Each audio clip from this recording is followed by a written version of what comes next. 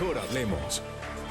Muy buenas noches, bienvenidos, les saluda de nuevo Claudia Palacios. Estamos ya en Mejor Hablemos, hoy para conversar sobre un tema que nos importa a todos, la niñez y el maltrato a la niñez, específicamente a propósito de las cifras tan preocupantes que hemos conocido de cómo el maltrato ha aumentado en lo que va corrido del año y también el abuso sexual infantil, que es una forma de las más graves de maltrato. Y por supuesto acerca de casos particulares que también han sido objeto de los comentarios de la opinión pública, de los medios de comunicación, casos particulares como la niña que está en grave estado en un hospital después de haber sido aparentemente abusada sexualmente, entre otros vejámenes. Para comentar sobre esto nos acompaña el doctor Jorge Tamayo.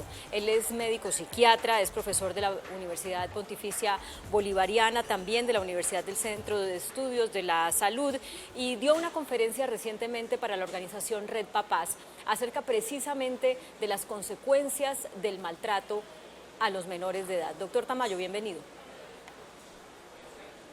Buenas, Claudia, gracias por invitarme a tu programa.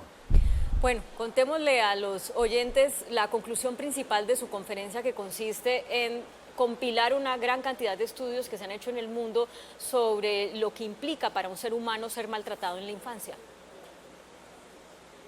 Básicamente lo que en ese día presentamos es que el maltrato en sus diferentes formas no solo tiene consecuencias en la calidad de vida y en el riesgo de desarrollar trastornos psiquiátricos u otras patologías en las personas que lo sufren durante la niñez, sino especialmente los cambios a nivel cerebral. Varios estudios que muestran cómo este tipo de situaciones llevan a una distorsión en la forma en que el cerebro madura, y esto explica por qué estas personas tienen más riesgo de tener trastornos u otras enfermedades en la adultez. ¿Cuáles son las enfermedades que más comúnmente sufren en la adultez quienes han sido maltratados de niños? Prácticamente todas las condiciones psiquiátricas pueden tener como referente el maltrato en la niñez, pero las más comunes y que tienen un componente más medioambiental en el origen vienen a ser la depresión mayor, los trastornos de ansiedad, la drogodependencia y algunos trastornos de personalidad. Pero también hay otras condiciones que no son psiquiátricas, por ejemplo la epilepsia, la diabetes, alteraciones inmunológicas, metabólicas, que también son más frecuentes en aquellos que fueron abusados de niños que en aquellos que hacen parte de la población general. ¿Cómo se relaciona una diabetes con un maltrato infantil? Tiene que ver con cambios que se producen en el material genético mientras se está dando el evento traumático. A pesar de que el trauma es una situación medioambiental, tiene un impacto en la genética, en el material genético de las células, que hace que estas funcionen de una manera diferente. Y tiene que ver también con cambios inflamatorios. El estrés suele asociarse a un aumento de proteínas inflamatorias, de hormonas del estrés como el cortisol, que terminan lesionando no solamente el cerebro, sino diferentes órganos del cuerpo, incluyendo el páncreas, y de allí que aparezca la diabetes u otras enfermedades metabólicas. Antes de entrar en los detalles, doctor, yo quisiera que usted le explicara a la teleaudiencia algo que me dijo en una conversación telefónica que tuvimos, y es que los seres humanos cuando nacemos no tenemos todavía el cerebro desarrollado como sí ocurre en otras especies al momento de nacer. Por eso lo que pasa en la niñez con ese cerebro pues es fundamental, porque todavía es un cerebro en proceso de desarrollo. Explíquenos eso, por favor. Sí, eso es válido lo que acabas de mencionar, Claudia, y es relevante, porque la evolución ha premiado o ha dado prioridad al desarrollo cerebral en el ser humano por encima de otras especies.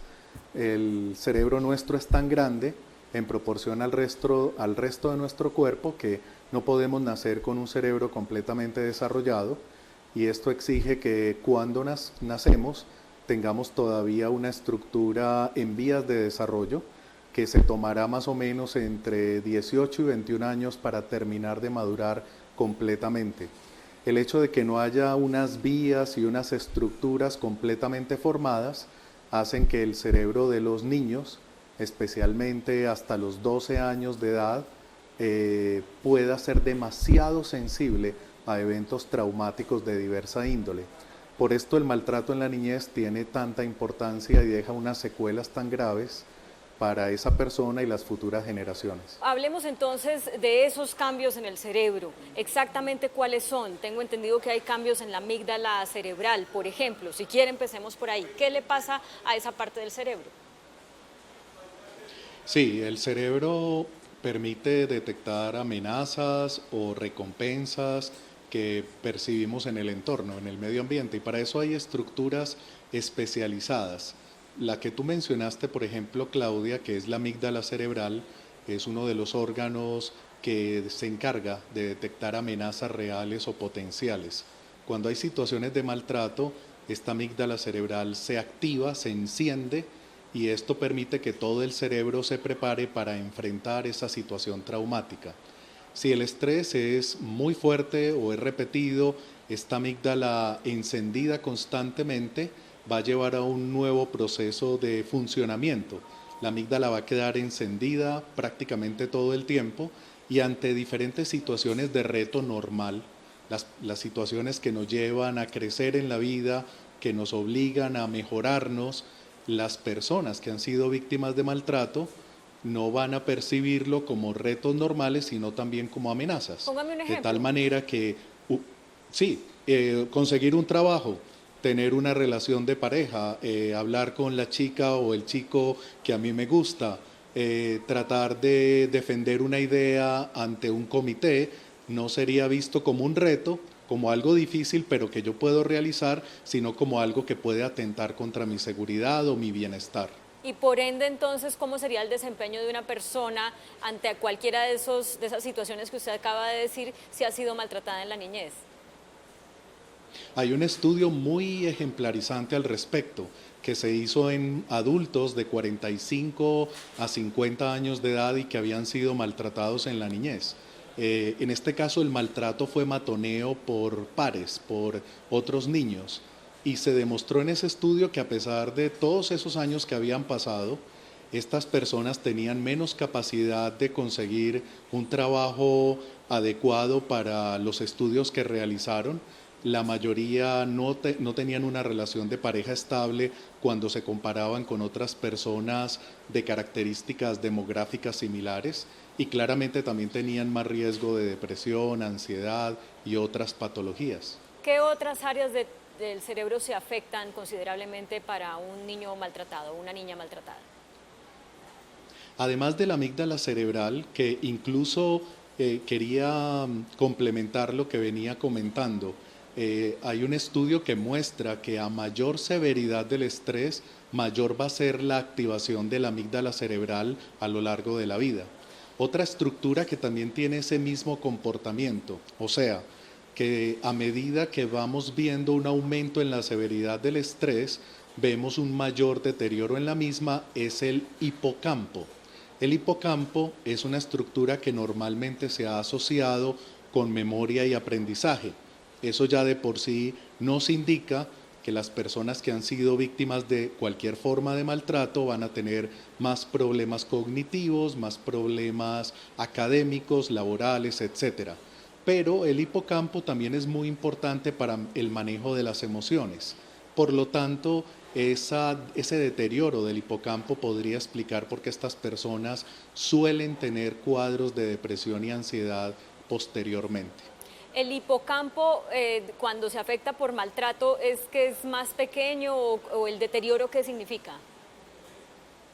Sí, literalmente se encoge el tamaño y básicamente se encoge porque las células que lo conforman se mueren.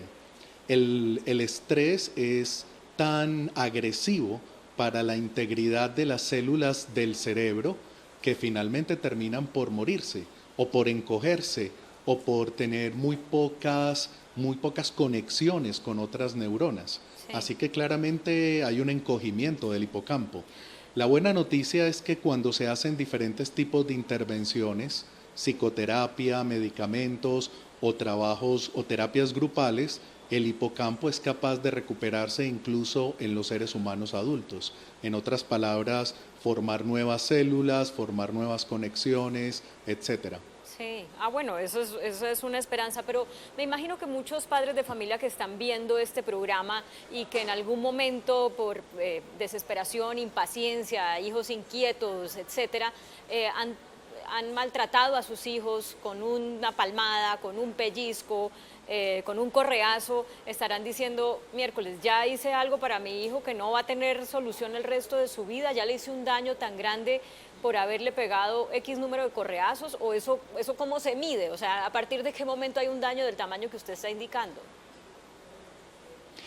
Eso depende de la magnitud del trauma y de la frecuencia con que éste se haga.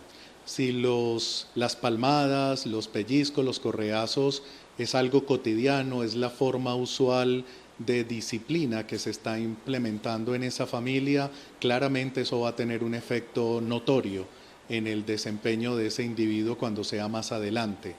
Si las palmadas son ocasionales no quiere decir que sean inocentes y que no tengamos que preocuparnos o que no tengamos que cambiar las estrategias, pero sin duda alguna el maltrato más ocasional podría ser corregido con cierta facilidad, dado que el cerebro del ser humano es muy plástico, se moldea muy fácil, es capaz de recuperarse con cierta facilidad cuando el trauma no reviste mayor peligro. Sin embargo, es importante que ante situaciones de estrés excesivo o de maltrato físico o verbal, podamos consultar a un especialista en salud mental, un psicólogo o un psiquiatra, para determinar si algunos cambios de comportamiento o algunos cambios emocionales que estemos viendo en nuestro hijo o hija puedan tener que ver de pronto con esa forma de impartir disciplina.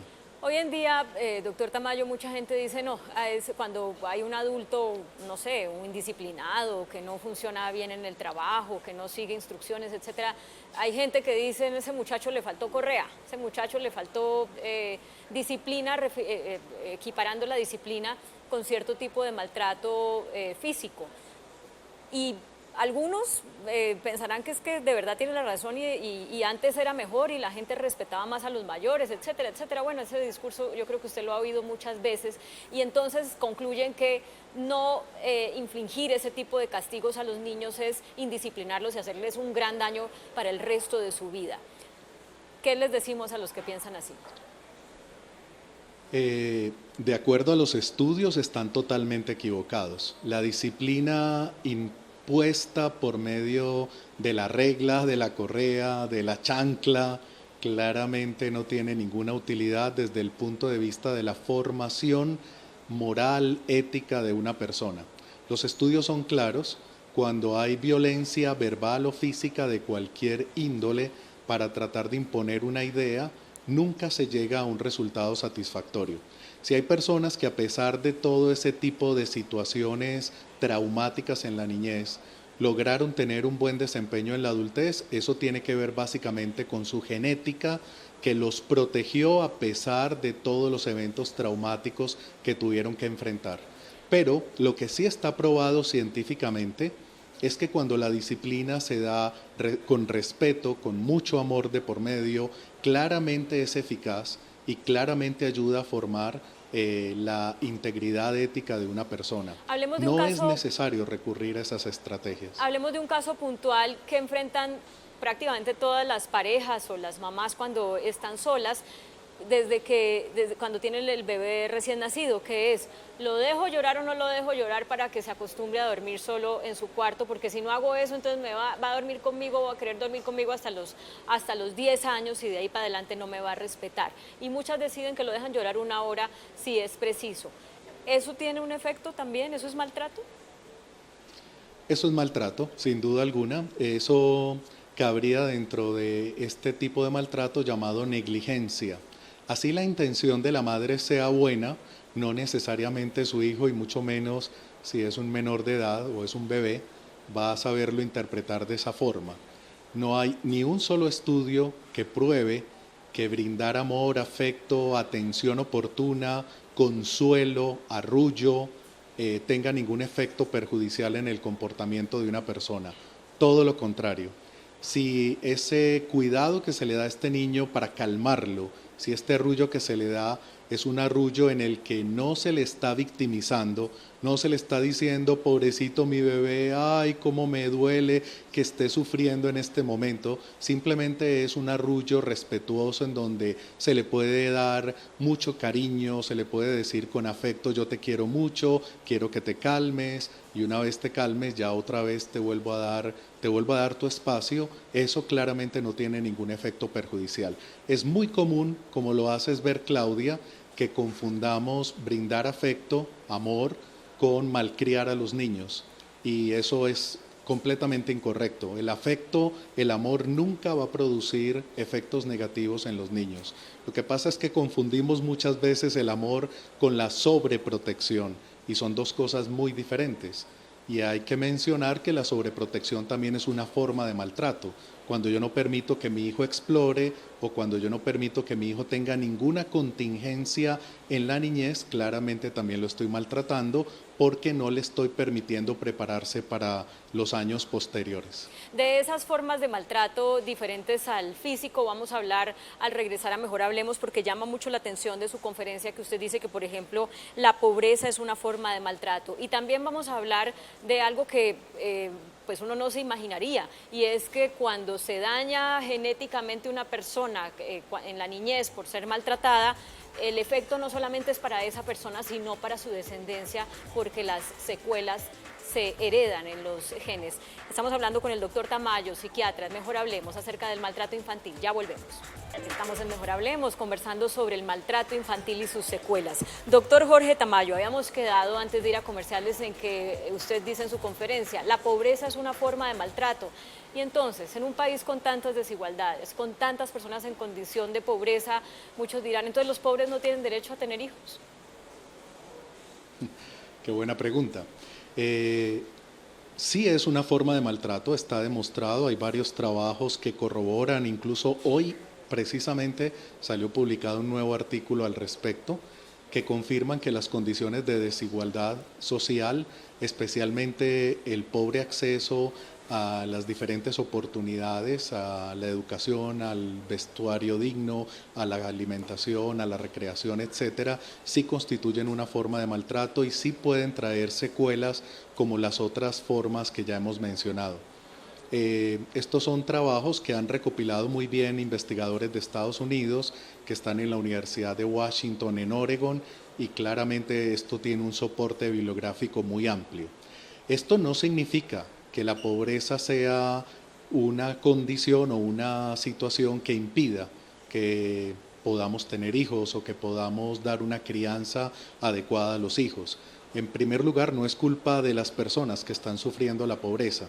Es el Estado el que tiene que garantizar las condiciones de vida apropiadas para estos niños que nacen en condiciones de fragilidad. Obviamente con programas escolares, educativos desde los primeros años de vida, programas alimentarios, recreativos, obviamente podríamos evitar las secuelas de una pobreza en donde los padres tendrían que encargarse de todas esas actividades. Decíamos también que está probado que el daño por el maltrato se hereda a los hijos. Los bebés de personas que fueron maltratadas en la niñez tienen secuelas de eso. ¿Cuáles son y por qué pasa eso? Sí, eso se llama transmisión intergeneracional. Es un tema que hasta hace poco era muy polémico. Se había demostrado en muchísimos estudios en animales, sobre todo en ratas de laboratorio, pero ya hay varios trabajos en humanos que confirman que nosotros también podemos transmitir a través de nuestras células sexuales, las que van a conformar a nuestro hijo, a los futuros niños de las próximas generaciones, esas secuelas o esas lesiones, como tú mencionabas, que produce el maltrato sobre nuestra genética, sobre nuestros genes. Hay estudios que se han hecho con víctimas del holocausto nazi o con las víctimas de la tragedia de Ruanda, de la guerra en Ruanda, de entre Tutsis y Hutus. Y también hay otros trabajos que se han hecho en personas que viven en condiciones de violencia en Estados Unidos. Y esos trabajos muestran que incluso antes de que la madre esté en embarazo, si ella se ha puesto en sus primeros años de vida en riesgo de maltrato por estas situaciones muy violentas, muy traumáticas, esto cambia su material genético de tal manera que queda con secuelas para ella misma a lo largo de su vida, y cuando queda en embarazo, esos cambios genéticos son transmitidos a sus hijos. Cuando sus hijos nacen, por más que ella le haya brindado, ella y su pareja le hayan brindado a su hijo o hija un ambiente adecuado, una formación disciplinaria desde el respeto y el amor, es posible que ese hijo de ellos también tenga secuelas posteriormente, como depresión, ansiedad y todas las que normalmente ella padeció. Bueno, pues muy preocupante en un país con tantas personas que han sufrido la violencia. Dígame, dígame. Así es. Sino que quería mencionar que un estudio reciente probó que esta transmisión intergeneracional no tiene que ver solo con la posibilidad de desarrollar depresión o ansiedad si mi madre tuvo maltrato cuando ella era niña. También el riesgo es que al momento de nacer el niño, éste nazca con un menor tamaño cerebral que aquellos niños que nacieron de madres que no fueron víctimas de maltrato en su niñez. O sea que no solamente es el comportamiento, sino la parte cerebral la que se va a ver afectada por el maltrato generacional. Se nos va acabando el tiempo, doctor, y no quiero dejar por fuera un tema que sucede mucho en los hogares, la violencia intrafamiliar que se manifiesta del hombre hacia la mujer, de la mujer hacia el hombre, con agresión física o agresión verbal. Y muchos dicen, no, pero yo a mis hijos sí no les toco un pelo. Y a pesar de eso, de que no les toquen un pelo, que los hijos sean testigos de esa violencia entre la pareja, también les genera unas graves secuelas. Háblenos de eso, por favor. Exactamente, Claudia, también es una forma de maltrato. El maltrato no se entiende únicamente como la violencia o la amenaza dirigida directamente hacia los niños. Otras formas de maltrato, el ser testigos de cualquier acto violento, puede ser suficiente para generar estas secuelas que hemos venido hablando. Y una de ellas, o una de las formas más comunes de maltrato a los niños, es la violencia entre padres, que no necesariamente tiene que ser física, también puede ser verbal. Y está bien demostrado que esa violencia entre padres puede traer secuelas para los hijos. Bueno, y entonces, ¿qué hacemos? ¿Qué hacemos? Porque tenemos la sociedad que tenemos, con este aumento de cifras de maltrato infantil, con casos realmente aterradores contra los cuales la sociedad se indigna, pero realmente no se hace mucho. Y que la cifra vaya en aumento en vez de en descenso, pues es un indicador de que realmente el problema está sin abordar. ¿Qué hacemos? Lo que hay que hacer en primera instancia son inversiones en programas preventivos, programas que cubran todas las áreas de la niñez. En el caso ya de situaciones donde el maltrato está instaurado, que permitan el restablecimiento terapéutico de condiciones idóneas para estos niños, e incluso la reparación en algunos casos por medio de intervenciones individuales o grupales, como se ha demostrado, sobre todo individuales, de tipo psicoterapéutico o farmacológico incluso. Pero si no hacemos un cambio en la forma como nuestra sociedad está conformada, en nuestros valores, en las características como nos relacionamos y manejamos nuestras diferencias, claramente nuestros niños, los de ahora y los de futuras generaciones, van a seguir en riesgo. Es el doctor Jorge Tamayo, psiquiatra, acerca de su conferencia sobre las secuelas en el cerebro, las secuelas físicas y psicológicas del maltrato infantil, algo que es un gran mal de nuestra sociedad y que al menos a través de este tipo de estudios tan reveladores nos hace pensar sobre la manera como estamos criando a nuestros hijos, no solamente los que damos a luz, sino los hijos de esta sociedad. Muchas gracias, doctor Jorge Tamayo, por compartirnos su conocimiento. A ti, Claudia, con mucho gusto, y espero que volvamos a vernos en una futura ocasión. Ojalá, muchas gracias. A ustedes también muchas gracias por acompañarnos. Los dejamos, como siempre, con el adelanto de las caricaturas que serán publicadas mañana en El Tiempo Impreso y en eltiempo.com. Que tengan feliz descanso.